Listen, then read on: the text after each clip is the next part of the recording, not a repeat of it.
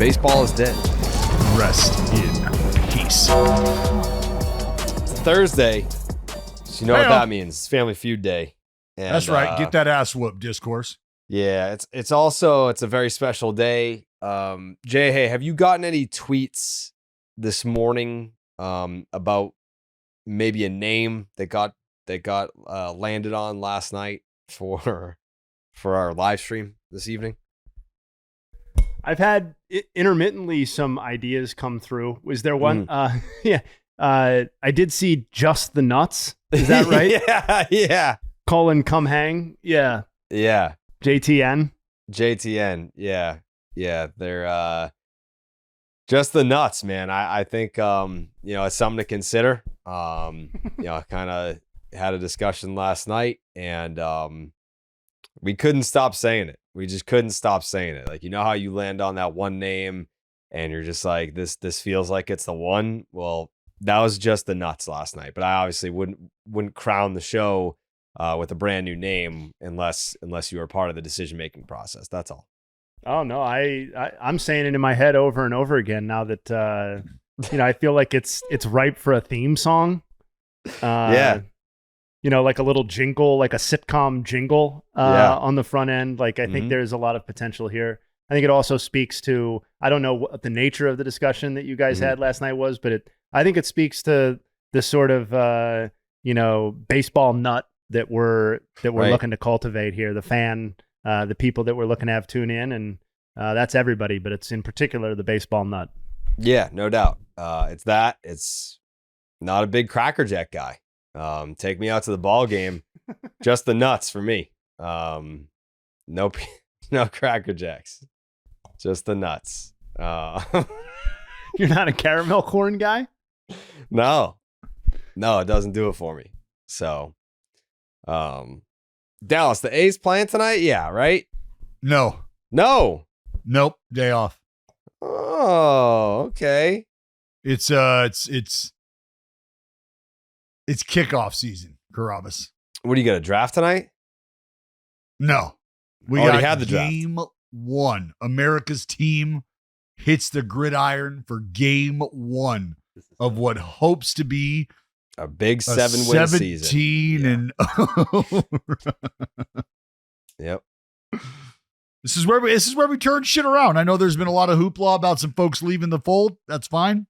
We're gonna silence the critics early. Big time.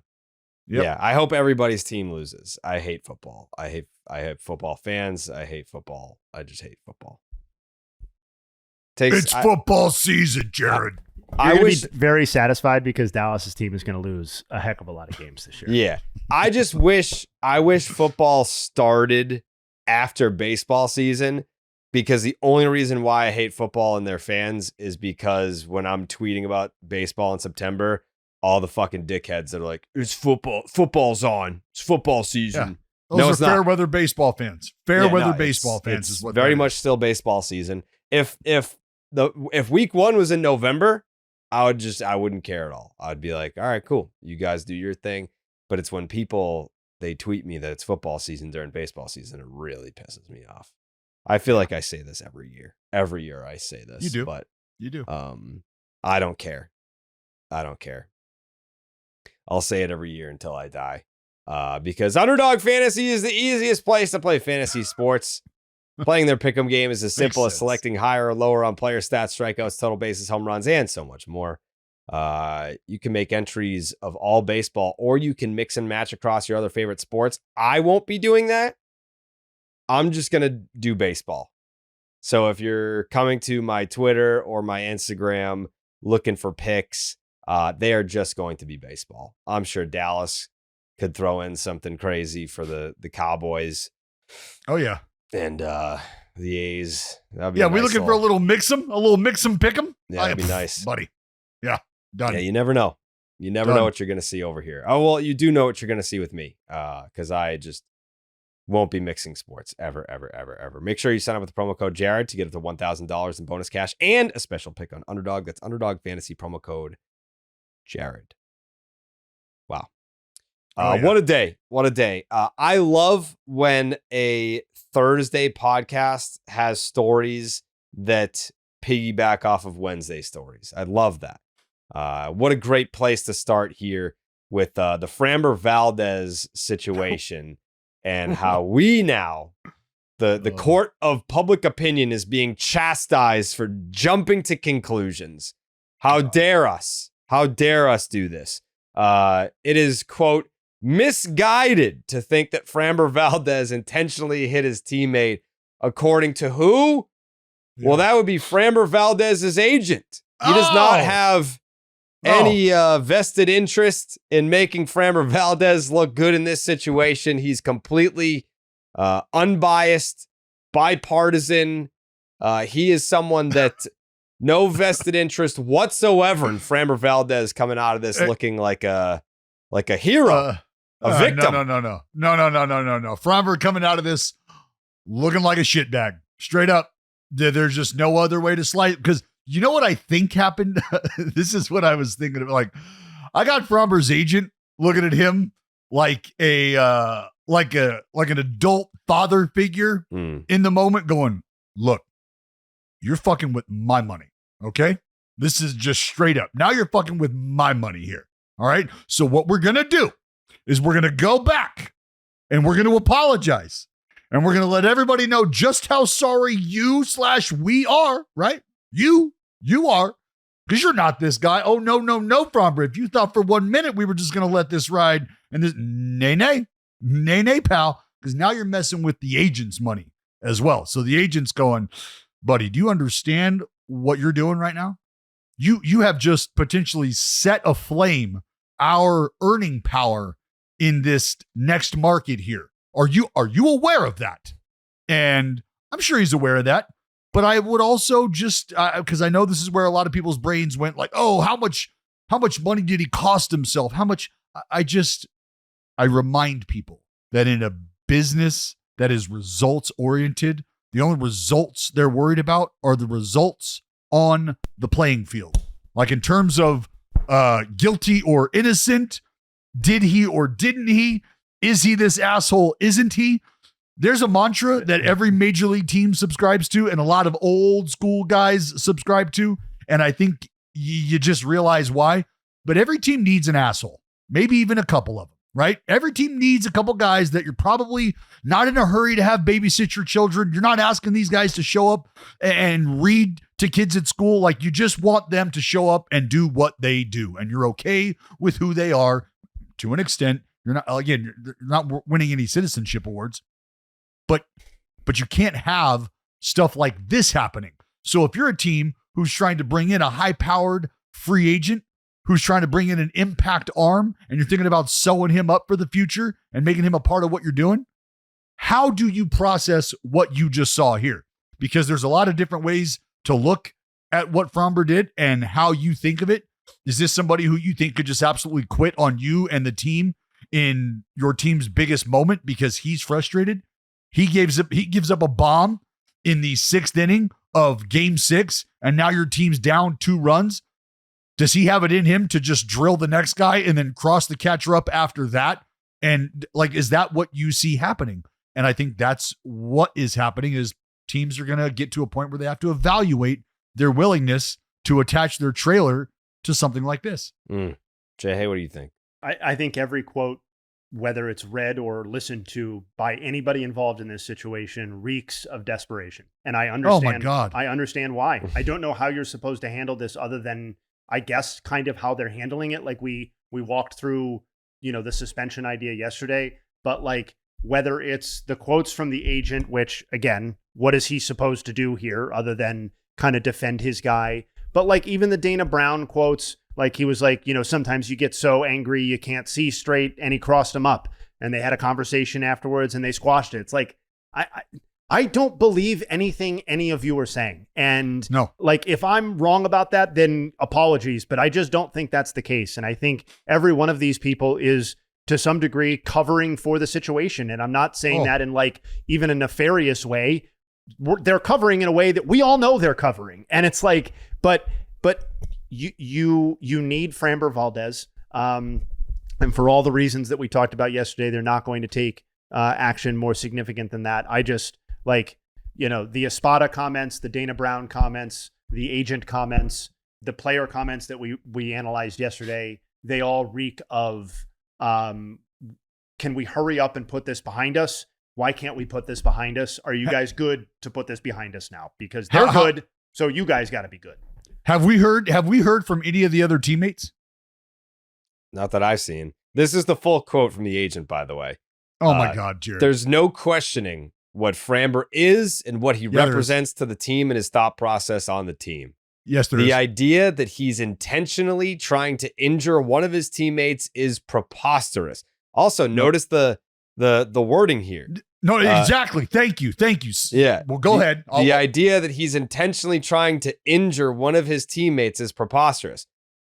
Intent to injure, I mean, like, sure, that's part of it, but he intended to hit him with the baseball. Whether he or not he intended to injure him, he hit him in the chest protector, and like that happens. It doesn't always necessitate injury. However, he did try to throw a baseball at him. That much we know.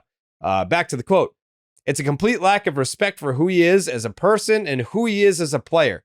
And his body of work demonstrates that. Anything to the contrary is just completely misguided, and it's not right.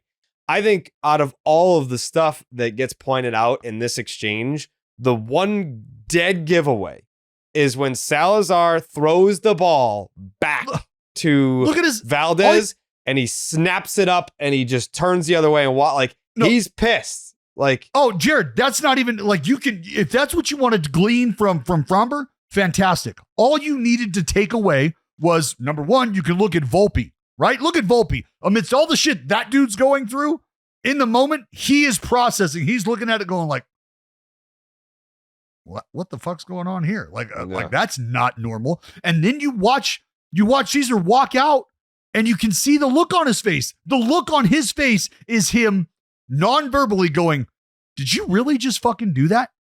That's exactly what his eyes said to Framber. And in an instant, I have never in my life, Jared, have I watched one of my catchers take a backswing, take a foul ball, or if for some reason, and I say this jokingly, but I also kind of mean it, like I just simply did not throw hard enough to cross a guy up. Like, and we always talk about, I can tell you that I'm throwing a fastball and then I throw you a changeup, and what's the worst that can happen? Like, it just never gets there. You're not going to get hurt, right? But if I tell you the other way around and I have 96 in the tank and you think a changeup's coming and I fucking heave one, well, you're going to have a tough time knocking that thing down.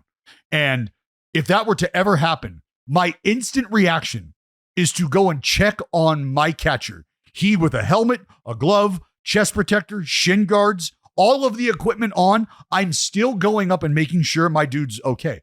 And number one, because I feel bad about what has just happened, because whether it's him or me, there was a fuck up here, and that's on us. Let's get that squared away. But I always talk shit about the ball being in my hand and me being the decision maker. And that's the moment of accountability. This is on me.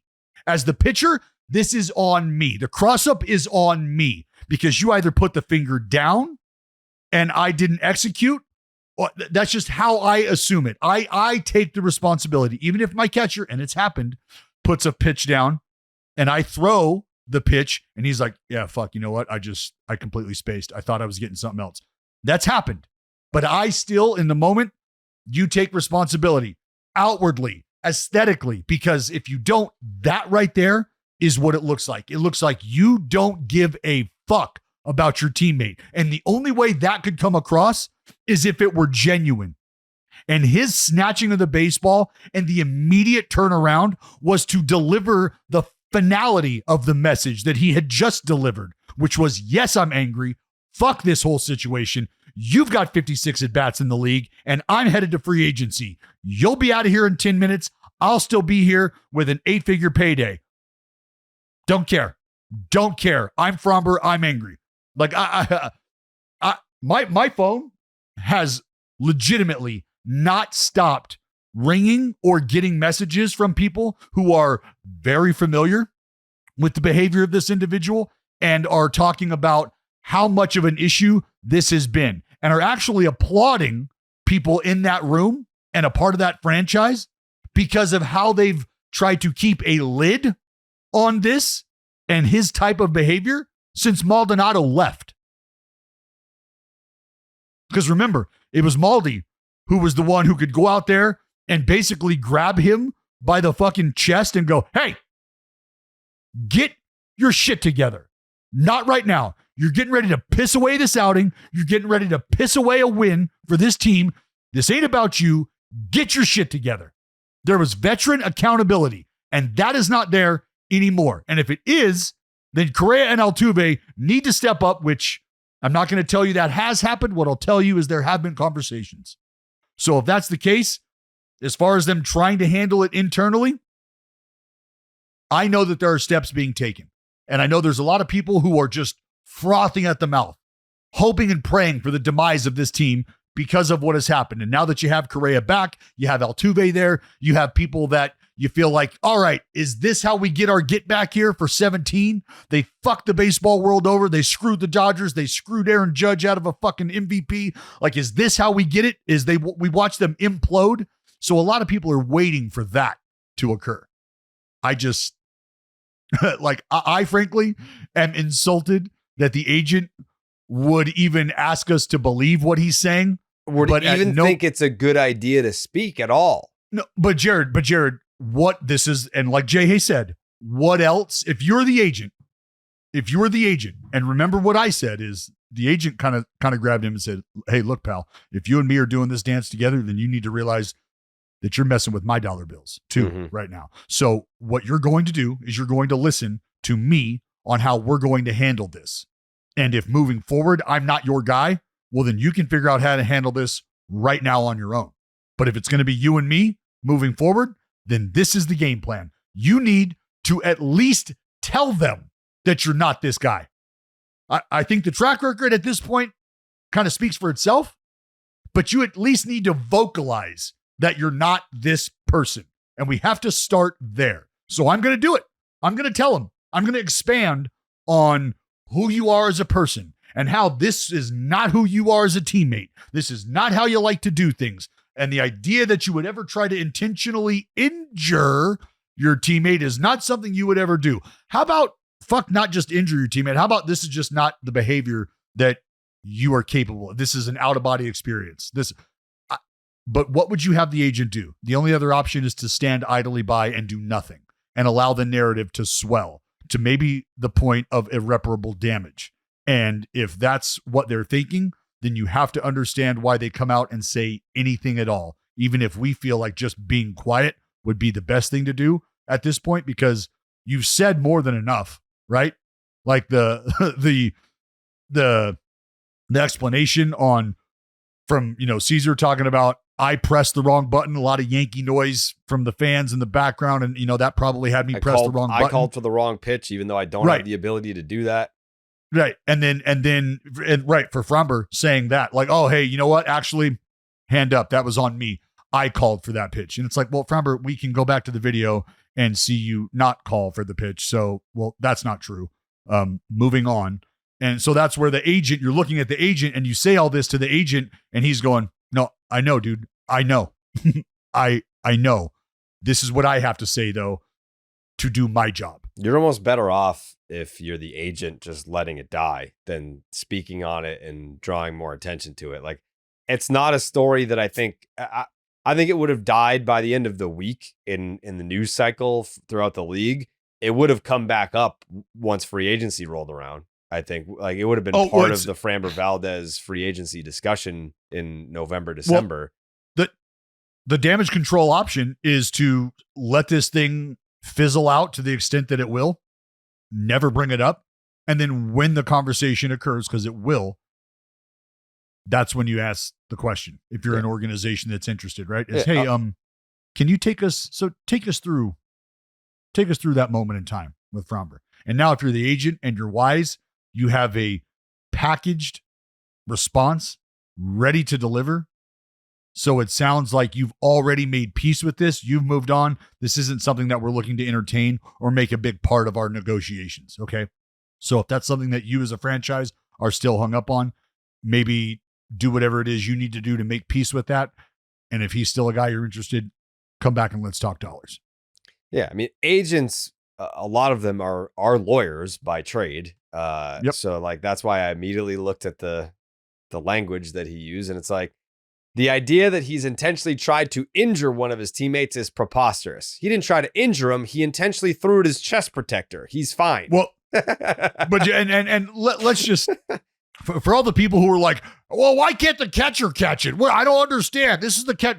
If you throw 96 and you think something else is coming, and instead you get the 96 mile an hour, which in this case it was 93, and you get that, but you're expecting something else, that's how that happens. And when you have the kind of movement that Framber has on his pitches, say they're expecting a curveball or a slider, something to go the other way with not as much velocity, and instead they get 93, well, that's going to hurt. And I asked the question the other day, and I'll say it again. What happens if that ball catches him on a rib? What happens? Now he's out. He's on the injured list, not taking up, but he's on the big league injured list, which means the franchise has to pay that money. And now you're down a player. You're down a resource. How do you feel about that? Because you have just now put your teammate, and I mean, I say this jokingly, but maybe Salazar's like, hey, you know what? Actually, dude, thanks, because I was going down after Caratini comes off the injured list, but instead you just fucked me and broke my rib. Now I'm going to cash a big league injured list check for the remainder of the season. Is that ideal? No. Is that what he wants? No. Is that a joke? Absolutely, it's a joke. But could you imagine him not being able to continue to play this season because he's hurt, because his teammate fucking crossed him up intentionally because he got pissed that he gave up a grand slam because he wouldn't step off? That's where we're at. Mm-hmm. Yeah, it's a weird situation. I do think, it could fizzle out, or the other time that this could rear its ugly head is in the postseason.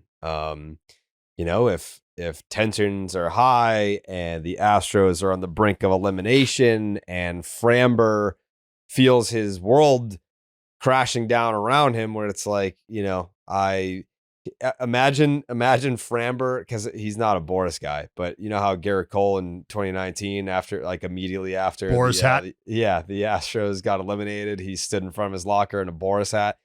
Granted, he was a hired gun. He was more of a Pittsburgh Pirates guy at the time, but Framber, I don't know. I guess listening to you talk about it, Dallas, obviously this is something that has been prevalent behind closed doors. I didn't notice or think that it was much of a thing publicly, but something happens publicly like that. And again, the first thing that stood out to me was like, it's very much when you're pissed, you're on the mound, you're pissed at the home plate umpire because he's squeezing you. He just made a horseshit call. Guy fouled off a pitch. And then the umpire throws the ball back to the pitcher, and he fucking snaps it up, and he's letting the umpire know, like, fuck you, I'm not going to say anything, but I'm pissed. And then you turn around immediately because you don't want to say anything in their general direction to get ejected. So you're facing center field walking back, but it's an immediate kind of snap it up and turn around and walk back. And that's what he did to his own catcher after smoking him. So you'll never be able to convince me that it was an accident or he didn't intend to do it. No, and he's done this many, many times, pitches that are close. And from what I understand, if he feels like the catcher's responsible for that, he just turns around. So the catcher's going to throw the ball back and he'll just turn around. And you can do that to the umpire as well. You get squeezed on a call. It's like, oh, really? And you turn around. Catcher goes to throw it. You just kind of turn around, and that's to give everybody pause.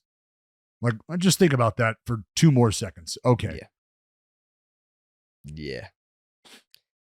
Anyways, Dallas, you going to be wearing your chubbies for the game tonight or tomorrow? Is it tonight? It's tonight. It's tonight. Yeah. Stars. Yeah. I got stars on my chubbies. Yeah. The leaves are turning. The temps are dropping, and the weekend air is getting that nice autumn crisp. Just because the weather is changing doesn't mean that you have to pack away the fun. Chubbies is here to make sure that your fall wardrobe hits harder than a PSL on a slow Sunday morning with a soft, stretchy, fall-ready staples built for maximum comfort and minimal effort. Oh, that's my favorite combo right there. Mark your calendars. A PSL? Oh, yeah. I had a PSL last week. Yeah, the girls wanted PSLs, and I was like, make it 3. Oh, Why not? shit, look at you. Joining the white girl winner. That a baby. Mm-hmm. Mark your calendars. The Chubby's Fall Collection drops September 9th and is packed with cozy gear that brings the metaphorical and real heat. And later this month, they're launching a new comfort collection featuring the Everywhere Jogger. It's the perfect pant for impromptu naps, weekend errands, and everything in between. We all agree that fall should be cozy, not constricting, and Chubby's delivers peak softness without sacrificing an ounce of style. So go ahead, break up with the stiff pants and embrace the fun of a fall. Comfy casual, built for life. Chubby's original stretch shorts can live on your legs. Available long, short, and way short. I don't know if I'm going way short. Maybe next year. I'm working on it. They do come with a relaxed fit, elastic waistband, and no fuss design. These are the kind of shorts that you'll forget you're wearing until you get an onslaught of high fives and compliments. Man, is that a pipe dream for me? I don't know. I feel like it's not impossible. It's attainable. It's just going to take some work. And let's be real. No ad read is complete without a shout out to the classic lined swim trunks. They took everything annoying about old school swimsuits, like that scratchy mesh liner, and replaced it with a soft, supportive boxer brief lining that keeps you dry, comfortable, and chafe-free with a quick, dry fabric, 4-way stretch, and great prints that bring the heat. Whether you're jumping into the ocean, napping on a beach chair, or somehow ending up at a rooftop bar, these trunks have your back and your thighs. Pair those shorts with a Chubby's Performance Polo, and you're good to go. For a brunch, backyard party, or accidentally crashing a wedding, with a structured collar that stays sharp, 4-way stretch for comfort, and breathable, moisture-wicking fabric, this polo keeps you cool and looking pulled together. It's wrinkle-resistant too, which is perfect because, let's be honest, you weren't going to iron it anyway. Whether you're layering up for tailgates, lounging through lazy Sundays, or leaning fully into fall comfort, Chubby's has you covered. For a limited time, Chubby's is giving our listeners of Baseball is Dead $10 off your order with the promo code BID at chubbysshorts.com. That's promo code BID at chubbysshorts.com. Support the show and show your thighs some respect with Chubby's. That I feel vulnerable just talking about it. Talking about them thighs? Yeah. Yeah, I mean, shit. It's You wearing Chubbies to the loon?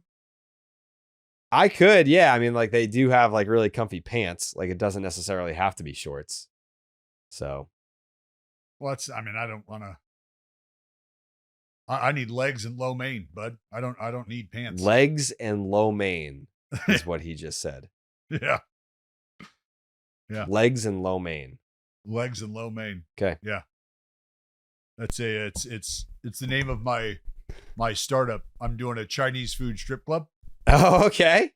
Yeah. So legs and low mane. I would be a frequent customer if I think I'll invest. Rub-downs. Yeah, I'll invest in that. Yeah. Jared, I'm gonna have to hire actual masseuses though, and the overhead could start to get costly there. Yeah, well, that's why you get them out of you get the rookie masseuses, and that way they're pre-arb masseuses. The pre-arb masseuses. You start to get to years 5 and 6, and now you're paying way more than you probably would with a pre-arb masseuse. Was that we're going from $60 an hour to $320, like spa, real quick. We're talking spa payments. I'm not right. All this pre-arb talks got me thinking about free agency. And I believe it was the Monday episode when Dallas wasn't here is when we talked about Schwarber. Okay. So on Monday, we had this little conversation about Kyle Schwarber because he was, I think, entering the month of September with 49 home runs. And we were going back and looking at it being like, how many of the 5 months of baseball that he's played, how many were 10 plus home run months? And the answer was 3. In the previous 2 months, July and August, he hit 12 each month. So I was like, 60 home runs is very much on the table for Kyle Schwarber. If he were to hit 60 home runs, well, what does that look like in free agency? Who is getting paid? And is he, getting paid as a DH? Is he getting paid as this premium player? Jeff Passan, known BID listener, was like, that's a great idea. I'm gonna conjure up this article that's gonna go through the top free agents, and is there something in there about Alex Bregman? Sure, but we don't got to talk about that right now. But the number 2 item, because obviously Kyle Tucker was number 1. Talking about Alex Bregman's opt out. No. We're talking about Kyle Schwarber. Him opting so out. this right here, it says what teams will pay for a DH. It's the number 2 item. Kyle Schwarber will begin next season as a 33-year-old designated hitter, which is not not the sort of resume that often ever actually leads to a free agent windfall. To which Phillies fans in unison would reply, he's different. Jeffrey, I would argue that Cubs fans would say that, Red Sox fans would say that, and Phillies fans would say that. He just is. He's different. Like anytime that me as a Red Sox fan, I'm like, man, I wish we didn't let Kyle Schwarber get away. I think about Cubs fans being like, dude, shut the fuck up. Like, we non-tendered this guy. Yeah, he was supposed to be a Cub for life. He's part of the 2016 World Series championship team. He was hurt and then came back for the World Series and helped the Cubs win the World Series. He was homegrown. He was a guy that was never supposed to leave Chicago. And unfortunately his legacy is much different than what it could have been. So I always have to check myself when I talk about ownership of Kyle Schwarber. Jeffrey continues, and they're right. Schwarber is. He leads the National League in home runs and RBIs. He's an RBIs guy, not an RBI guy. He said RBIs. He's 3rd in MLB in weighted on-base average behind Aaron Judge and Shohei Ohtani.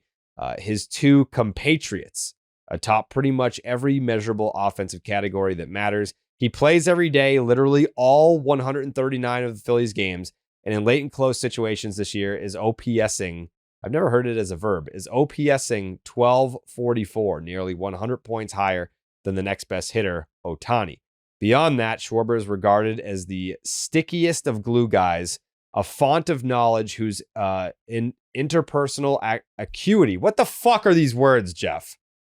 Interpersonal acuity makes him invaluable in a clubhouse. I would agree. I feel like anywhere he goes, he's absolutely a key piece of the fabric that of championship teams or playoff teams that make deep runs.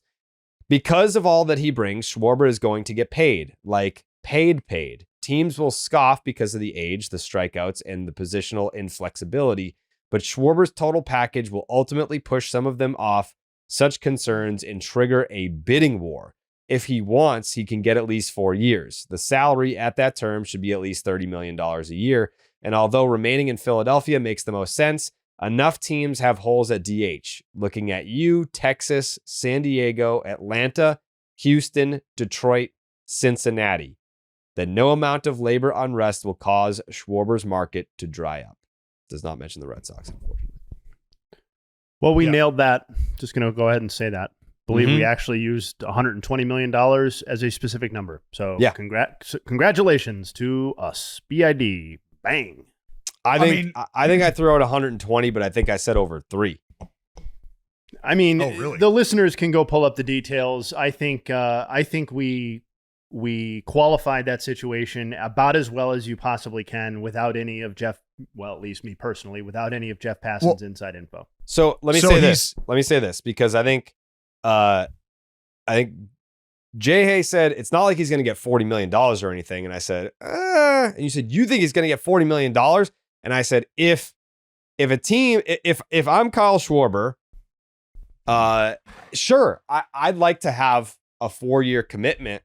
But if the dollars are the same, if it's 4 years, 120 making 30 a year, or it's 3 years, 120 making 40 million, like, don't you want to take the 3 at 120 so that you can maybe try and get another deal in the back end of that? Yeah, you dabble again. Absolutely. Yeah. One thing, this is what I'm really curious about, is teams coming to the table at this point in time, especially with what's ahead.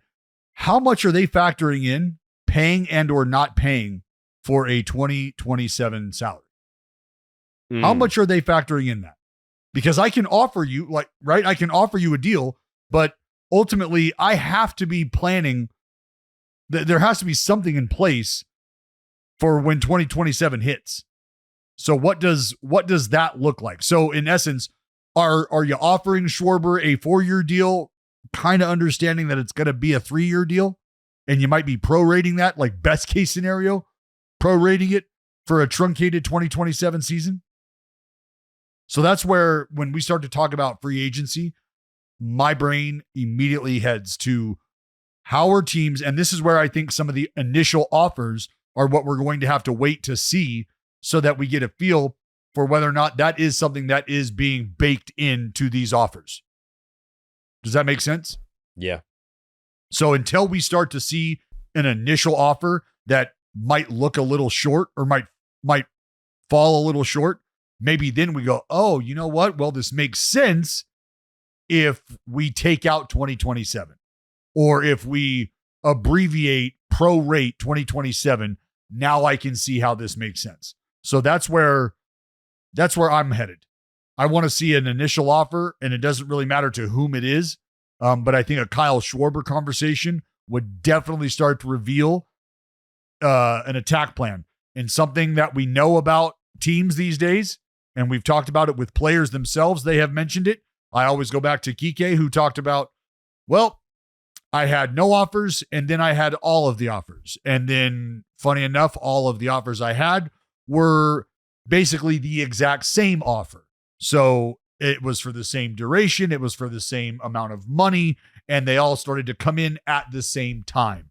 What does that kind of speak to? It speaks to an industry bar that has been set, and I think that'll probably reveal itself once again, because it's not like just a couple owners are going to be operating with the idea that 2027 could be a little crazy. Everybody is game planning for that. And I got to believe that everybody's offers to an extent will reflect that. Wow, I just saw some news come out. Oh, Hey, credit to you, man. yeah. Yeah. You On had the that news. first. You know what? I fucking always do. Damn. Shout Yeah, him out. fucking I always have it first. I'm just glad that I got credit this time. I'm glad I got credit this time. I did see Chris Cotillo, the Red Sox are placing Jordan Hicks on the injured list with a shoulder injury and calling up Chris Murphy before tomorrow's game in Arizona, sources say. Possibility first raised on Section 10 last night. Possibility first raised. Bitch, I said he's fucking going on the injured list. That's not a possibility raised. I told you that he was going on the injured list. I digress. Right again, as they say. Right again. First again, right again.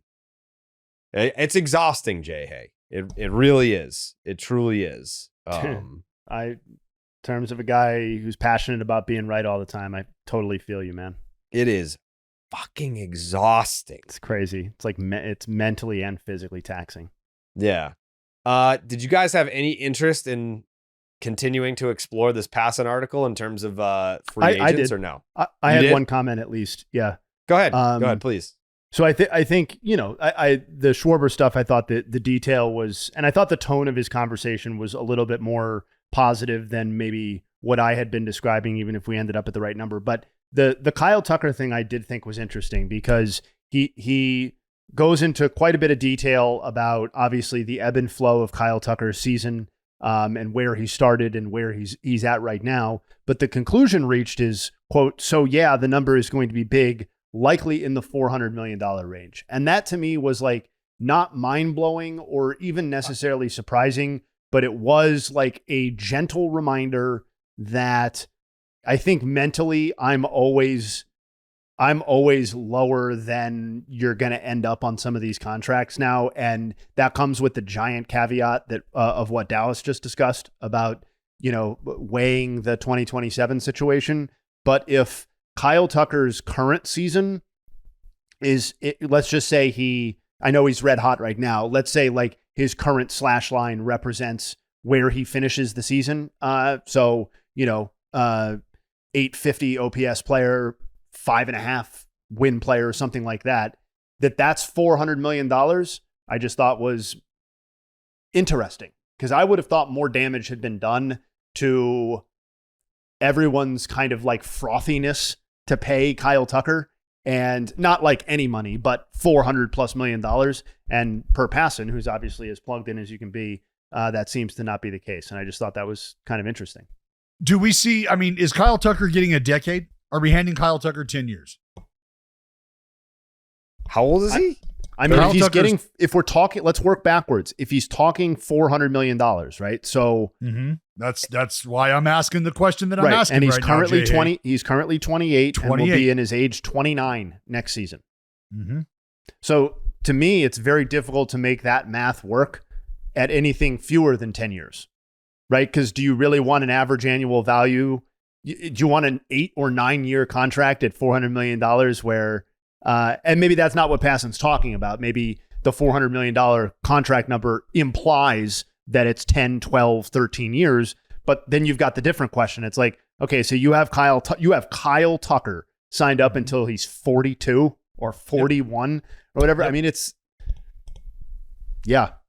why Juan Soto, that again, you just go back to the Juan Soto thing and why that is such a unique situation and why the number got to where it did, because of the aging curve that you're expecting out of him, and that you're getting like 3 full seasons of production, prime production, before he even reaches the age that Kyle Tucker is right now. So yeah, I don't know that Kyle Tucker's number starts with a 4. Why do you say that? Just because of the homer drought? Is that enough to really cost them? I don't know that it's an injury concern. I think it's a combination of injury concern and aging curve. Here's the other thing though. Like, he is the best player in the market, right? So like, and that's a point that Passan makes. It's like usually those guys end up getting paid, and like I think you can. Maybe some people will end up quibbling with that idea, like, like Alex Bregman's season, like, is he? But I think Kyle Tucker is clear enough as the number 1 player in this class, where I just think that I'm not saying anybody's wrong or right. It makes it's like another layer where it's like you're not going to get $400 million, but like, it isn't somebody like Phillies probably want somebody. Maybe Cubs want to bring him back. I don't know. I did think that was interesting. 30 a year, 30 mil a year for what? 8 years? 30 mil for 9? For Tucker? I think that's too light, man. I mean, that's less than, see, that's the other thing. And why $400 million, like the sticker shock might be like, whoa, $400 million. But then I go back to like the deal that Rafael Devers signed. And I know Devers was a lot younger, but like that was $300 million, 5 years ago, 4 years ago, when that deal was inked. And it's like, I don't know. See if you can level with me here, Dallas. Maybe you can't because you're an A's guy, but me as a Red Sox guy, I think Kyle Tucker can and should end up somewhere in the $400 million range. If it were my team or my responsibility to make that decision, am I going to give it to him? No. But I think I would be surprised if the number didn't start with a 4 or somewhere in that, like, all right, so it's 380, somewhere in the 400 region, even if it falls a little bit short of it, somewhere in the 400 region, I'd be surprised if you didn't get that. But would I feel comfortable and confident? Like, I know that like when you're getting to the $500 million 40 million range, 9 that's $360 million. Yeah. So is he a $40 million a year player for the next decade almost? I'm not doing that. I'm not doing that, but I think someone will. That's the difference. And again, I'm not doing that, but I think someone will. Yes. I think that describes how I feel as well. Yeah. I mean, and that's fine. That's fair. I just, and I understand what Passan is saying, where if you are the prize bull, then somebody's going home with you, and somebody's going to want to go home with you more than anybody else. Yeah. And that's going to be who pays. That's going to be who ultimately overpays. fuck, man. I do. Let me put it this way. All right. 2026 will be his age 29 season. So now it's not that he's trending downwards because he has a whole month to be a 5-win player again, but have we seen his best season? Have we seen his best string of seasons already? If he signs, call it a 9-year deal with a new team, will he have a stretch of even 3 seasons where he's a 5+ win player for 3 straight years or 3 out of 4? I was going to ask for 4 because if 4 you're giving wins? me, if you're no, 4 years, 4 seasons. Yes, 4 years 4 out of 4 9 of 5 wins or better. I need at least half. I need at least half of the deal. I need you to be the guy that I'm signing. Is that possible when he will be 29 next year? Put it like this. If that does come to fruition, that will now be a 9-year peak for Kyle Tucker. When we start to evaluate his performance overall in totality. Yeah, now you're talking Hall of Famer. Right. And that's where you can start at 2021. Is he a Hall of Famer? You can start at 2021. And from that moment on till the finality of this potential 10-year deal, if he is this type of player for half of that 10-year deal, that is a 10-year peak for Kyle Tucker of being a 5-win player. Mm-hmm. That's the conversation we're having right now. Is Kyle Tucker a 5-win player for the next half decade? Because if he is, that means for a decade, Kyle Tucker has been a 5+ win player. Jayhay, let me ask you this question. If he were to sign a 9-year deal, and you get 4 5-win seasons out of that 9-year window, and the rest of them he averages 2.5. I was gonna say 2 wins. Is the deal a win if you're paying him $40 million on an AAV?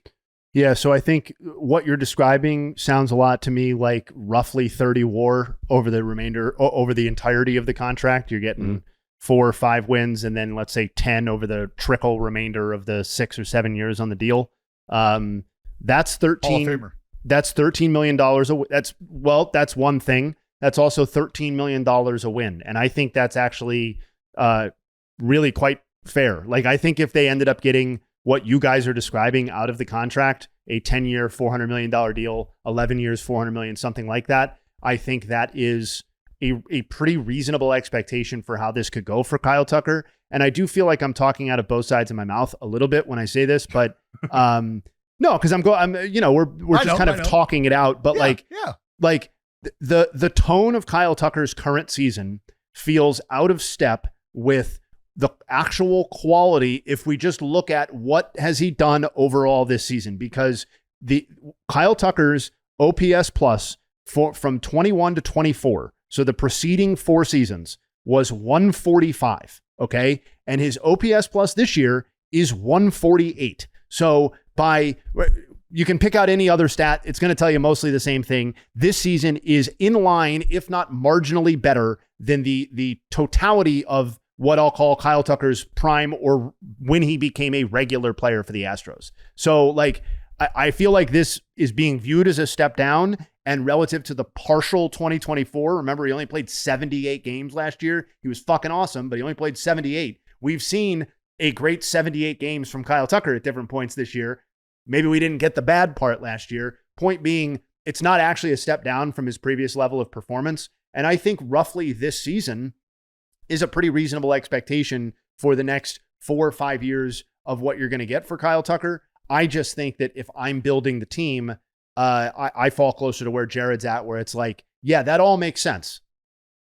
Not for me, I don't think. And I think it's a fascinating free agent class in part for that reason, because I think relative to the last couple where you've had Ohtani as the lead dog, you've had Soto, who are, despite everyone's best attempts, were basically unimpeachable free agents and got paid accordingly. Kyle Tucker is not that, and he's going to get paid. But the other side of this, the pitching side, we just spent the first part of the last 2 podcasts talking about the number 1 starting pitching free agent in the upcoming class, which is Framber Valdez. So now these teams that have all this money to spend, where you were looking at two premier, ultra premier guys might have a few more questions than they were considered to have 2.5 months ago or 2 months ago before Framber did his thing, which is obviously much different than Tucker's, but and before Tucker went on his month and a half long worst slump of his career. That's fine. Like I think what we're describing though is somewhere around the best case scenario. Like if it's a 9-year deal, 4 of those seasons are 5+ wins, and then the 5 remaining seasons average 2 wins per year, then it's like, okay, yeah, that's a digestible AAV, especially given, the way that payroll has continued to go up. I just remember it's digestible, Jared, because at the end of that, that's a Hall of Fame campaign. Sure. Well, he'll fall short. He'll be in the 50 WAR-ish range. Like, so he'll fall short, but like he'll be Hall of Very Good. Yeah. No, but if he posts a 40, if over those next 5, 10, 15, 20, 25, we said we're talking. Yeah. If he's at 30, he's at 30 over the next upper 50s. Yeah. So we'd be knocking on the door of 60. Yeah. So that's not enough. That's not nearly enough, but he would be on the ballot. People would probably consider it, and then they'd be like, not quite. They're making guys like Chase Utley sweat it out. Then Kyle Tucker with 50 something WAR is not getting in. Yeah, I just, I forgot what I was going to say now. Sorry. You know what? That's fine. It happens to the best of us, especially. Probably a lie. Yeah. No, I was gearing up for something good. Yeah. But again, I think we're all on the same page here. I think that it's risky. B, if the money and the years are in the region that we think that it could get to, we just don't want to be the team that assumes that risk, because there is a risk. The injury, I guess, like the way that the body has shown, like, hey, this could go south real quick. We just don't know. It's a show of hands here amongst the class. Who would love for Kyle Tucker to be the metronome that he has been over the next, say, 5 or 6 years? Show of hands. Yeah, I'd love to see that. Show of hands. Who wants to pay him to do that? I don't want to pay him over the next 5 or 6 years, knowing that I'm going to have to tack on 3. Eat the last 4. Yeah. Well, yeah, I'm going to have to tack on 3 to that. I'd be happy to give him a 5 or a 6 year deal. I'm not giving him 9. Before we close the book on Kyle Tucker, Dallas, where do you think he's signing as of today? I mean, it's going to change wildly between now and November, and December. Where do you think he's going to sign? Team, and does it start with a 4? You know what? Detroit and no. Detroit, huh? Back with Hinch? Yep. Okay. Yep. Detroit and no. Detroit and no. Jayhay? Reuniting with Hinch. I'm going with the Phillies. Mm-hmm. And I'm saying no. Okay. Phillies was the first team that I thought of.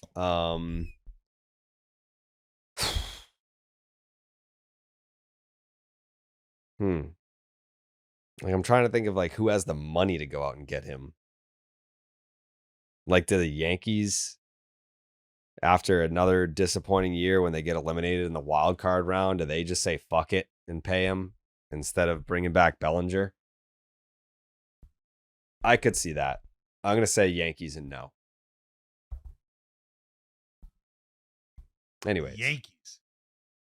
Yeah, just because I want to copy Jayhay. I would say Philly, but I could see the Yankees being like, thanks, Cody, but I think we got the last juice out of that squeeze, and we're gonna go with the Kyle Tucker route to continue the good time in the outfield. Anyways, speaking of juices, Mando, Dallas, you're a Mando guy. I can tell. I've been around you a long time, and let's just say it wasn't a great experience for my nose those first few years. It's just a lie. It's been a huge difference since you've began using Mando products, because the sweat control It's clinical strength sweat control. One swipe and you're good to go. This isn't your typical deodorant. It's clinical strength, 2 times better at controlling sweat than the standard. It controls both sweat and odor for 72 hours. And after just 12 hours, underarm sweat was reduced by 92%. The stuff works. Dallas is a sweaty guy. But his sweat was reduced by 92%. That's how you know that it works. Deodorant re-engineered to stop odor before it starts. Dallas would wake up in the morning. You'd be like, what is that? Like, is that an Italian? Who's making Italian subs in the kitchen? And it's like, oh, that's Dallas's armpit sweat. He sweats a lot in his sleep. But the thing about Mando is it doesn't just mask the odor, it prevents it. 100% of study participants experience all-day odor protection. Premium ingredients in these products. Unlike other deodorants loaded with chemicals, Mando only uses premium ingredients like gentle mandelic acid to keep you fresh and dry. And they have double protection. Tackle both odor and sweat. Mando's new deodorant plus sweat control solid stick gives you double protection that you need. No more worrying about sweat stains or those embarrassing pit rings. Just all day freshness and dryness. Dallas used to have to bring 3 different shirts when we would do the spring training trips because his armpits would just be leaking. It would be like he had like a runny nose, but it would be his armpits and he'd just be having to change different t-shirts. That's why I used to wear black t-shirts all the time. You wouldn't be able to see the sweat stains. Now he doesn't have to worry about that. Now he can wear the grays and the blues and the light colors. Thank you to Mando for that. Mando's starter pack is perfect for new customers. It comes with a solid stick deodorant, cream tube deodorant, 2 free products of your choice, like the mini body wash and deodorant wipes, and free shipping. As a special offer to the BID listeners, new customers get 20% off site-wide with our exclusive code. Use promo code BID at shopmando.com for 20% off site-wide and free shipping. That is shopmando.com. Please support Baseball is Dead and tell them that we sent you. Mando's got you covered with deodorant plus sweat control. Say goodbye to sweat stains. Don't be a sweaty old 2019 Dallas. Be the good smelling, no sweat stain having Dallas of 2025 and say hello to long lasting freshness. And thank you to Mando for sponsoring today's podcast. We do appreciate you guys. Wow. Those are bad times. Remember those days, Dal? I don't, but yeah. I understand. Sometimes when you have traumatic stuff happen in your life, you just block it right out. Yeah. That's very relatable. Thank you for sharing that. Thank you for sharing. Hey.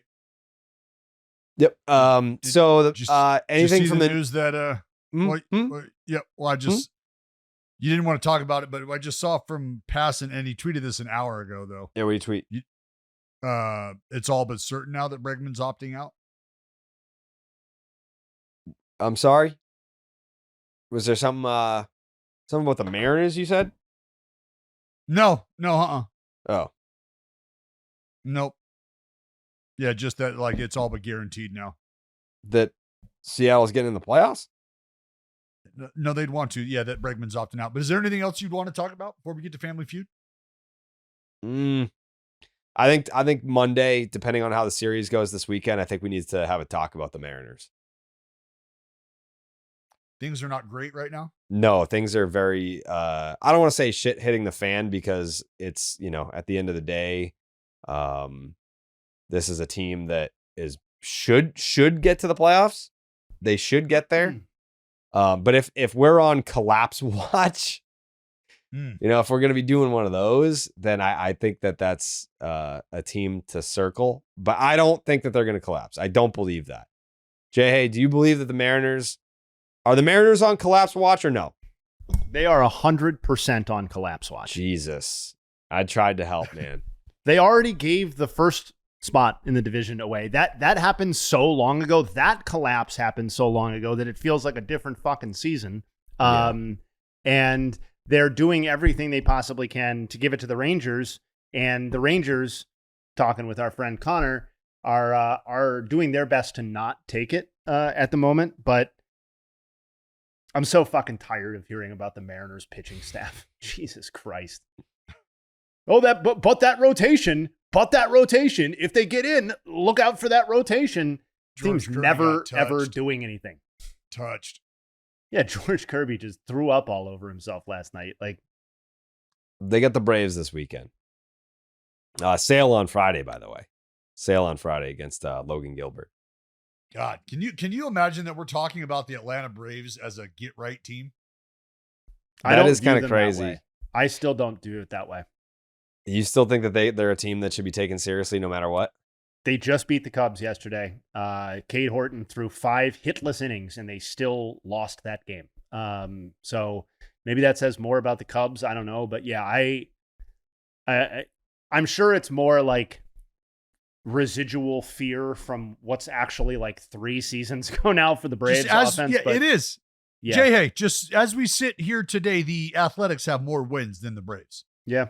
So like when you just say that out loud, you're like, well, fuck. All right. Yep. But this is a get right season. Or a series. Yeah. Well, okay. There are gradients here though. Like I look at like the Nationals and like those sorts of teams as the get right teams. I don't think the talent on the Braves is like you're still seeing Chris Sale in a series. Like we're talking about the Mariners getting the Braves in a get right series. But like you can't see Chris Sale in a game. Strider has been he's been butt. Yeah, it's been bad. It's been bad. But Chris Sale's still one of like the half dozen best pitchers in the game when he steps That's one game. But the series is only 3 games. Sure. But everybody walks into a series. Everybody walks into a series going, we got 2 out of 3. Here's the one where we might not give it away, but here's the one they might get. And both teams feel that way.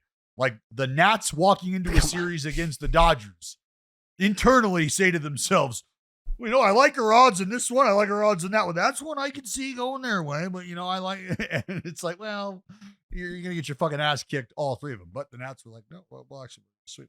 So I get it. It's a get right.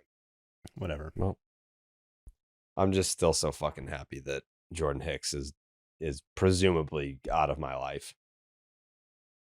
Oh, like permanently? You don't think he's back? I don't know what happens in the offseason because he still has, I think, 2 more years left of control after this, which is insane. He's the worst. Starter. He's the worst pitcher of all time. Did you see those numbers I tweeted last night? No. What did I mean? I know his numbers. Jordan suck. Hicks Nugg. Since July 1st, 122 relievers have made at least 20 appearances. Here's where Jordan Hicks ranks out of 122 relievers. The 8.66 ERA, 120th. 209 WHIP, 121st. 651 FIP, 120th. 713 strikeouts per 9, 103rd. 12.74 hits per 9, 121st. 333 opponent batting average, 122nd. 984 opponent OPS, 121st. Just and that sample since July 1st, that only excludes his first appearance with the Red Sox. So this is basically his entire tenure with Boston. He has been the worst reliever in the sport. So they said, you know what, Jordan? Looks like your elbow is barking. And I don't know where you're from, but you should go back there. Ouch. I don't know if you've got a nice residence in Arizona, maybe.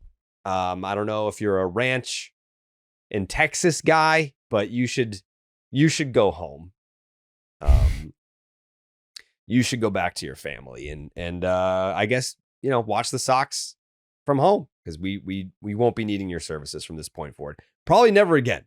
I don't know what the Red Sox think he's going to be able to offer them. I guess, after an off season, is he going to be able to reset, give him a new workout plan? No, no. We're done. We're done with Jordan Hicks, the bane of my existence since he got here.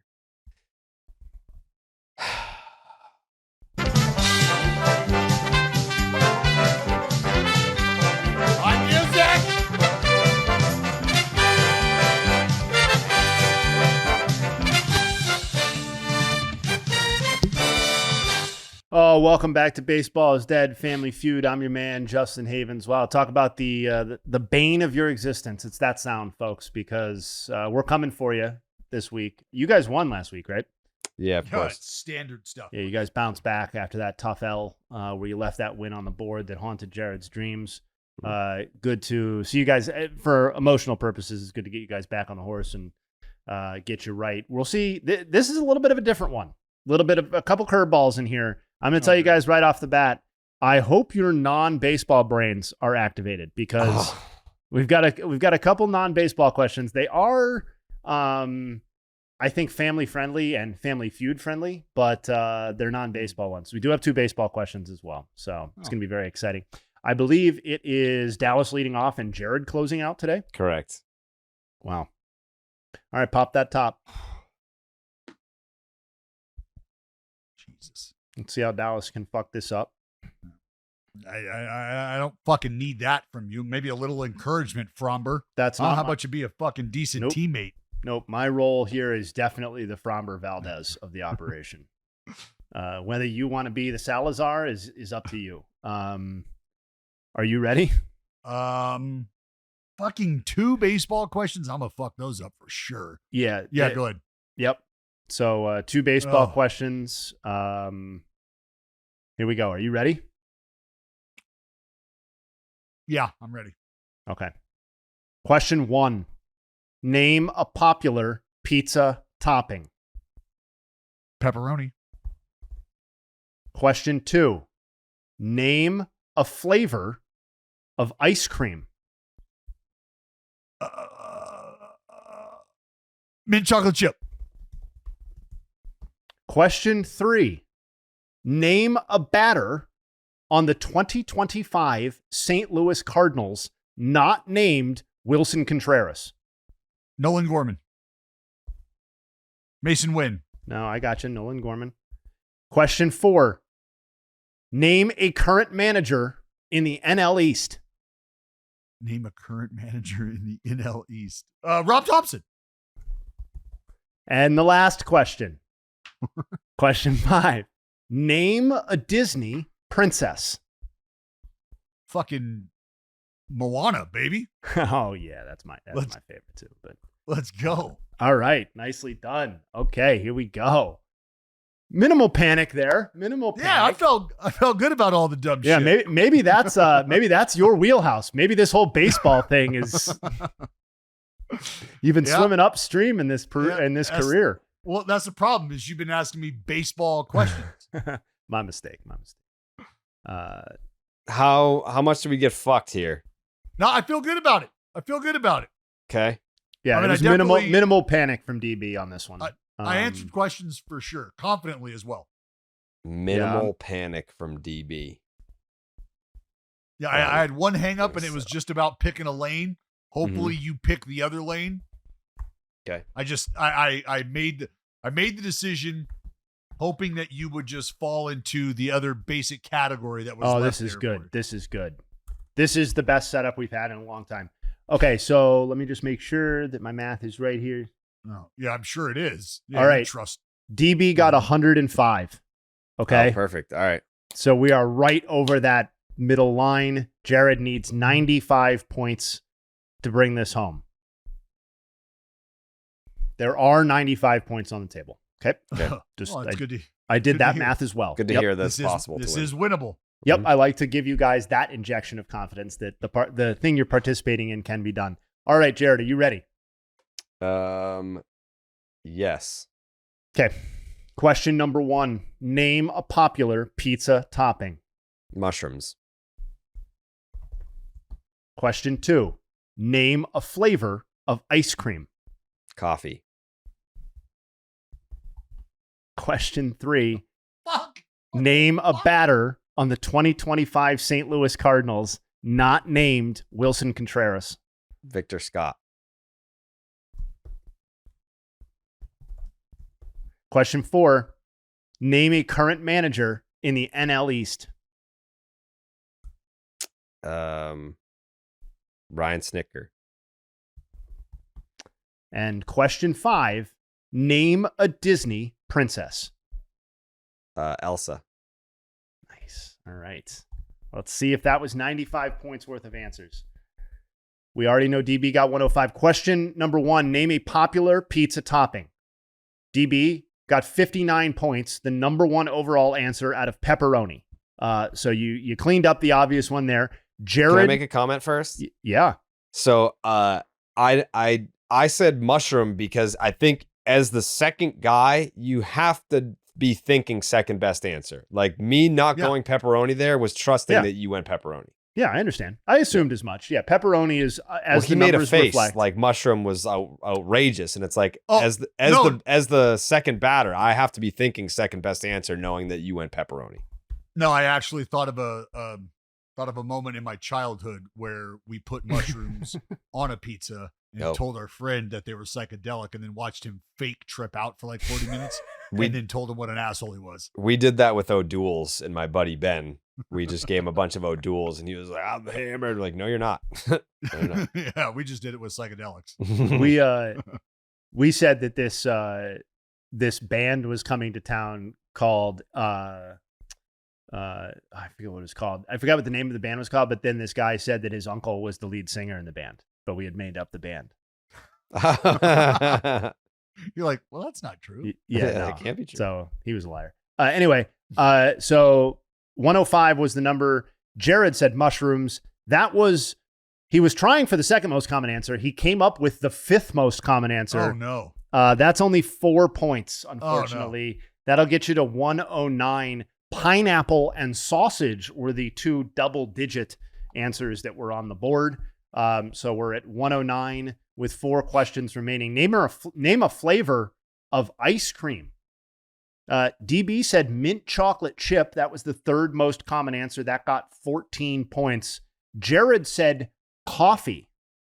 I like that flavor quite a bit. It. My favorite. How about the discourse? How they feel about it? Unfortunately, of the 100 people polled, only 1 person said coffee. God, Jared. So we're up to 110. Where's Rocky Road at there, Jay? Rocky Road is tied for the 5th most common answer with 6. Vanilla and chocolate flavors you guys might have heard of before. Those were the number 1 and number 2 answers. So we did leave some points on the board here. What a bunch of fucking flavor. Quakers in here. Get these fucking Quakers out of here. Yeah, vanilla bean. Let's get a little crazy and go vanilla bean. Some wild cards that got thrown in the mix here. Somebody said Blue Moon. I've never had Blue Moon flavored ice cream, but shout out to that. Is there a rainbow sherbet on there? No, but there is a Texas 2-step. I don't know what that is. And a pickle flavored ice cream also got 1. That's not real. Just assholery. So you could have picked pickle and got the same as much as ice cream. Not to be a jerk. That's crazy. But 110. So we need 90 points out of the remaining 3. Name a batter on the 2025 St. Louis Cardinals not named Wilson Contreras. DB said Nolan. I thought he was going to say Arenado. That would have been the number 1 answer for 26 points. He said Gorman. That was, in hindsight, worth only 4 points. That was tied for the 6th most common answer. Jared said Victor Scott. Victor Scott, he's Victor Scott the second, right? The second. Yeah. That's the same number of points that we're getting here. 2 points. We're up to 112. We are creeping. This is the tortoise. I mean, Arenado's on the injured list. He doesn't count. Understood. Lars Nootbaar also would have gotten you 24. Victor Scott gets us 2. Jared Carabas actually got 3 points. Not you, but you would have said, if you would have said Jared Carabas on the Cardinals, you would have gotten 3. I would have gotten more points than if I had said Victor Scott. That's correct. That's crazy. Dude. What? See, we're gonna need to go ahead. Let's finish this out. We have a conversation. All right, we have a conversation. This is definitely other up. people's. This is definitely other people's faults. Question 4: name a current manager in the NL East. DB said Rob Thompson. That was the number 2 answer, 21 points. Jared said Snitker. That was the number 1 answer, 34 points. We zoom all the way up to 146 with that answer. Carlos Mendoza, perhaps not surprisingly, was the number 3 answer with 17 points. Not a lot of love for the Nationals and Marlins managers. And question 5. So we need 54 points out of the Disney princess question. Dallas had said Moana. That was worth 6 points. Surprisingly, in my opinion, only the 7th most common answer. No love for Moana. What do we? Make way. You make way. Dude, we need to make way for more points next week, I think, is what we need to do. I am Moana from Matanui. Yeah. Gonna go find the boat. We need to go find more points. We could do this all day. Jared said Elsa. Board my boat. Yeah, board my boat. Jared said Elsa. That was the number 3 answer. Unfortunately, as you probably anticipated, the number 3 is not going to yield 54 points. It's only going to yield 13. So sound it. Yep. We're up to 159. That's the lowest total we've seen in a little while. Tough week. Ariel was the number 1. Under the Sea, 17 points. Belle, 16. Elsa, 13. Cinderella, 12. Snow White, also 12. Moana got 6, as I said. Backing up Moana, interestingly enough, was a tie between Rapunzel and Dallas Braden. Both would have yielded 5 points. So I feel a little bit of a difference in hair length between Dallas Braden and Rapunzel, but I see where we got absolutely hosed. I mean, this is that I'm going to need the discourse to tighten it up because me saying Victor Scott, like name a Cardinal, and then taking out Contreras, and I say Victor Scott, but I have more votes than Victor Scott. That's crazy. Yeah, and Rapunzel. That's the family feuding. You know what I mean? No, you know what this is. I can smell it on him. This is the fear of this is the smell of what happens when you know that you're getting dominated. Is you got to just start pulling shit like this out of your hat. Yeah, I don't even feel bad about losing. I just know that I got jobbed. That's all. Yeah, that's all this was. Is a complete job. Basically, if you guys had just said Nolan Arenado and fucking Vanilla, you would have been fine. That actually would have been fine. You would have been fine. I would say, I would, there's nobody that answered that question that is walking into an ice cream shop of any let me kind get a vanilla. And going, vanilla. Nobody. It's weird though, because vanilla's like a much more rare and expensive flavor than chocolate. It's much harder to cultivate and produce. It's just strange that it's become synonymous with like bland when the flavor of vanilla is wow. It is. Yeah, it's very good. Much better than chocolate, actually. If we're gonna do this, if you really want to do this, vanilla is way better. I do love vanilla, and I agree with your take that I don't know why vanilla is synonymous with only bland. one of those two is an aphrodisiac, my friend. Only one of them. All right, we'll get Meg on. We'll get Meg on and talk about that next week. It ain't vanilla. All right, you guys. That's all right. All right, give it up for him, guys. No big deal. Everybody loses sometimes. We'll come back next week. We'll make it 5 questions that have nothing to do with baseball. That's where you guys cleaned up this week. Yeah. No, it was the Cardinals question that threw you guys off. It was like I did not get thrown off. The discourse got thrown off. It sounds like I answered perfectly fine and rather quickly, I should say.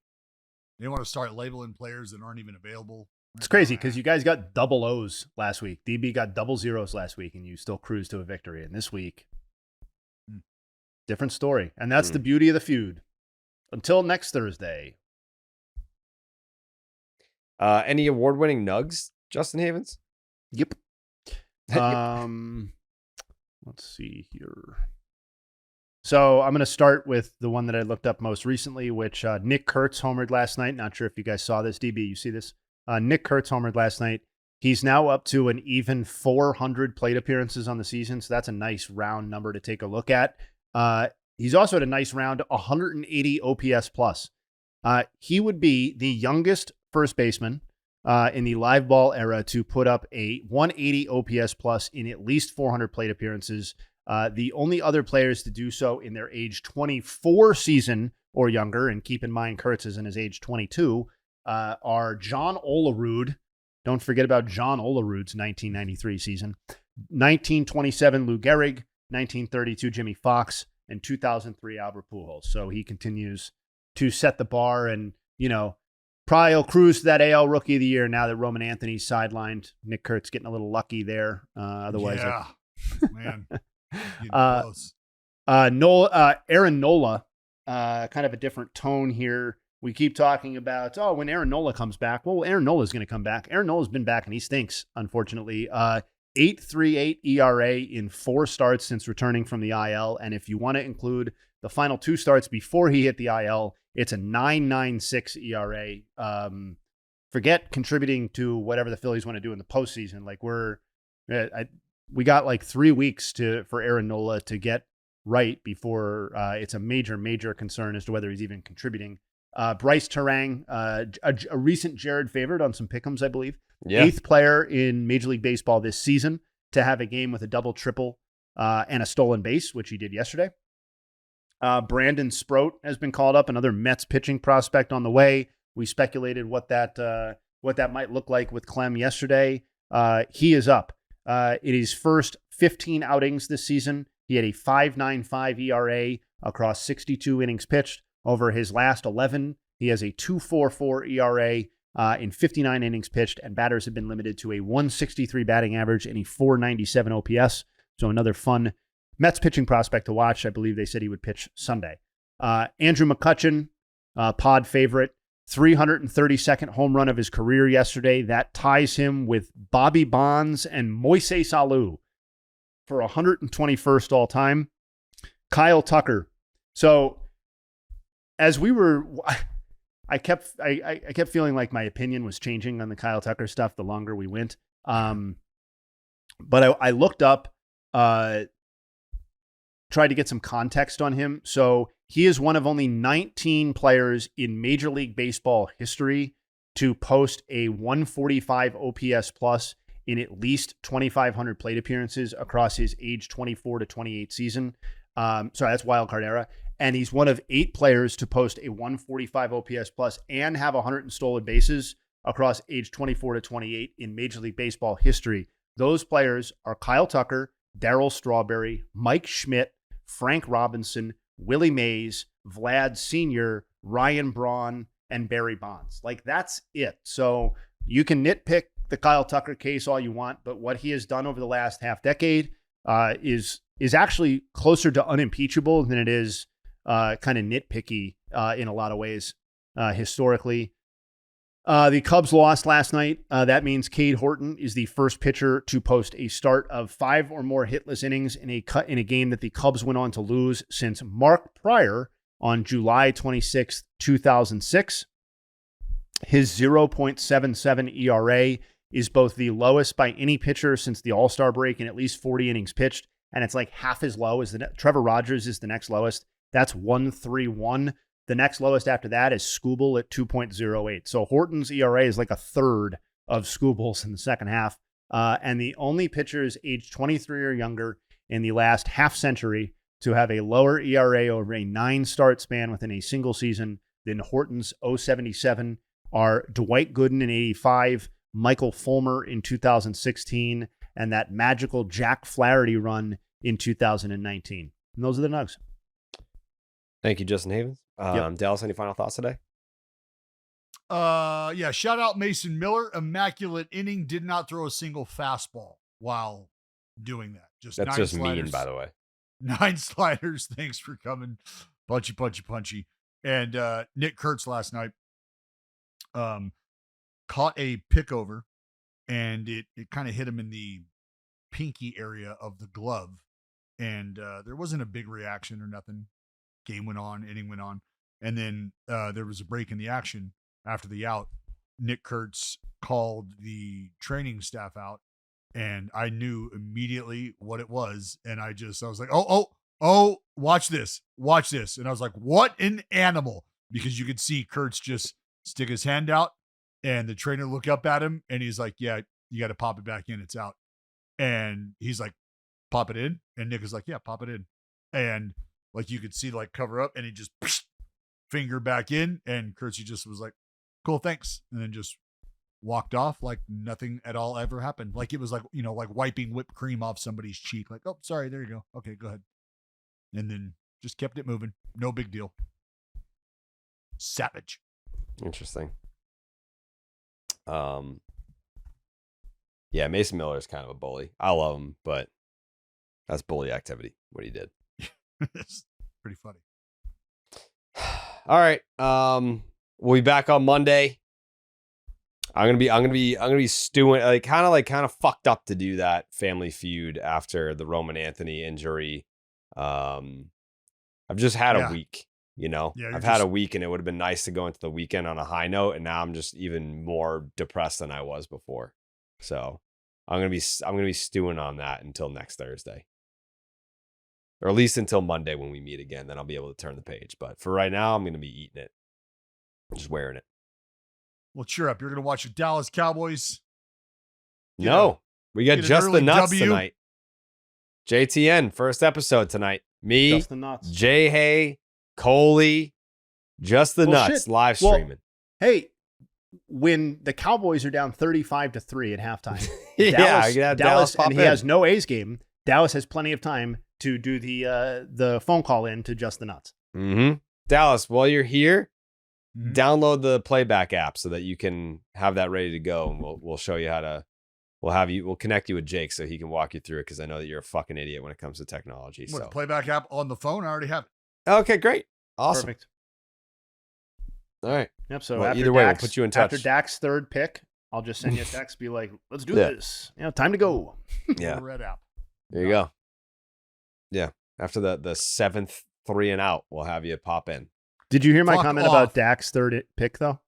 I did, and that's not happening. Okay, I just didn't. You didn't react to it visibly, so I just didn't know if I didn't know if my mic cut out when I mentioned that Dak was going to. I can't wait to watch CD go for fucking 2 and 160. It's happening tonight. 2 receptions or 2 touchdowns. No, he might do that. He might do that because, as I said, they're going to be down by 32 points at halftime. Throw.